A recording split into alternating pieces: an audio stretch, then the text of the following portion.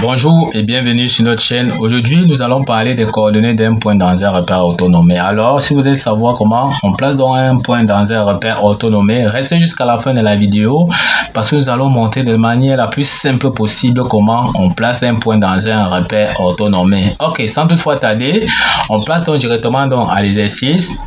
Exercice, placer les points suivants dans un repère autonomé. On donne donc les coordonnées du point A. 4 et 3, le point B a pour composante moins 2 et 3, C 5 et moins 4 et D 0, 4. Donc nous allons placer ça dans un repère autonomé. Ok, on voit dans notre repère autonomé ici, tel que c'est représenté là. Voici donc l'axe des X ici et voici l'axe des Y.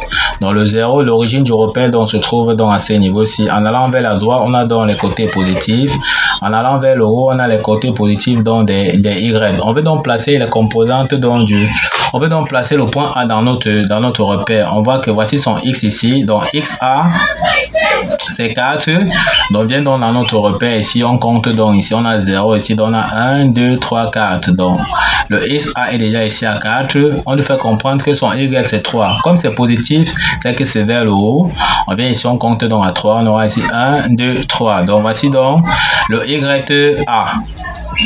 qui est donc à 3. Donc on trace tout simplement ici, d'accord, une horizontale là. Et on va venir encore ici tracer une verticale là, telle que les deux vont se rencontrer. Et ça va nous donner donc la position donc du point A. Donc l'intersection des deux nous donne donc la position du point A.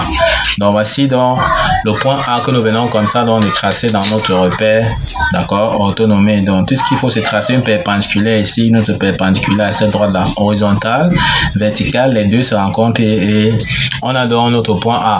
De la même façon, on va placer dans le point B qui est dans de composante moins 2, c'est-à-dire négative. Voici donc son X ici, c'est moins 2. Comme nous avons dit, les négatifs sont donc à gauche. Voici donc 0. Ici, on aura ici moins 1, moins 2. Donc, on a le XB qui est ici à moins 2.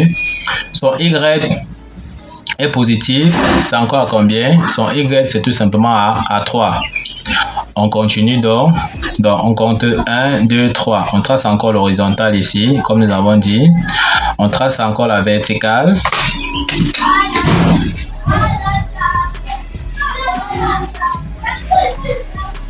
On voit que les deux donc se coupent donc à ce niveau-ci. Ça nous donne donc le point B tel qu'on peut lire ici sa composante donc en X ici qui est bien moins 2. On lit sa composante en Y ici qui est 3.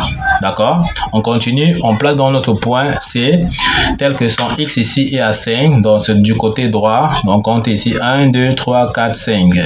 On vient ici. Voici X et C. Son Y c'est moins 4. Donc c'est en bas de l'axe des Y. Donc ici on aura moins 1, moins 2, moins 3, moins 4. Donc à moins 4, on trace dans l'horizontale ici.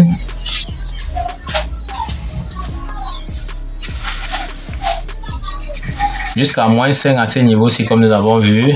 On trace aussi la verticale. L'intersection des deux nous donne donc notre point C.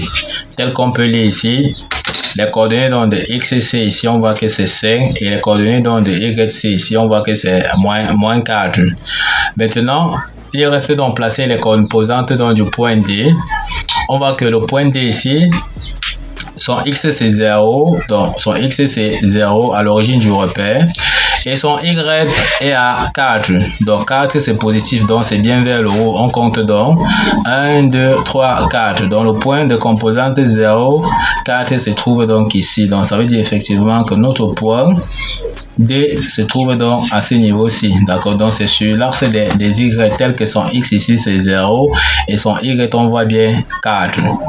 Ok, nous sommes donc arrivés au terme de cette vidéo. Ne manquez pas de vous abonner à la chaîne, de liker la vidéo, de partager la vidéo aux proches et amis et d'activer donc la cloche de notification pour ne plus manquer nos prochaines vidéos. Sur ce, à bientôt.